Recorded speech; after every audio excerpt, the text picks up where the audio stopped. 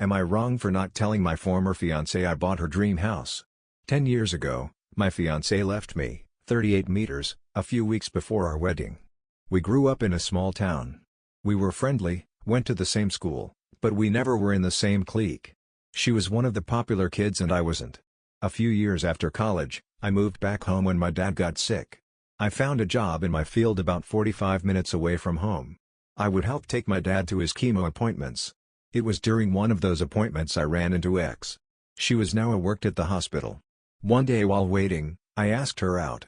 It turned out we shared a lot of the same interests. It seemed like our relationship was going great. About a year or so into dating X and I moved into a rented house together. The following year, I proposed.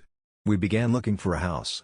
X always wanted to live in her grandparents' house on the lake near our town.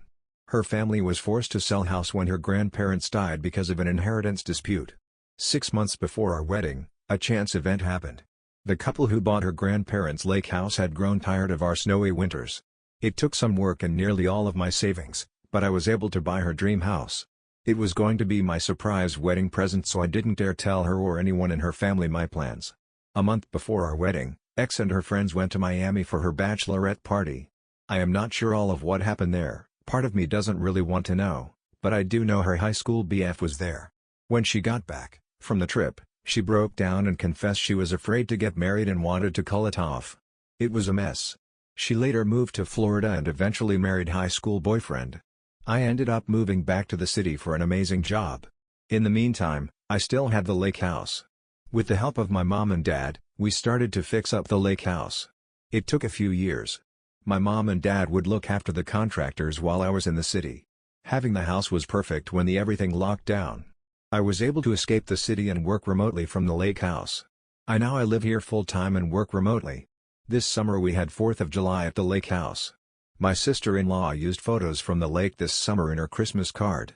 One of those cards made it to X's cousin. The cousin recognized the house. The Saturday before New Year's, X's mother and sister were at my front door. After pleasantries and answering their initial questions, they made an offer to buy it. I refused. They were not happy. A few days I got a long text from X. She called me a jerk for keeping this from her. Her family is blaming her for losing the house again. She then asked me sell. I still have no intention to sell. Now her and her family are complaining on social media that this is some sort of revenge.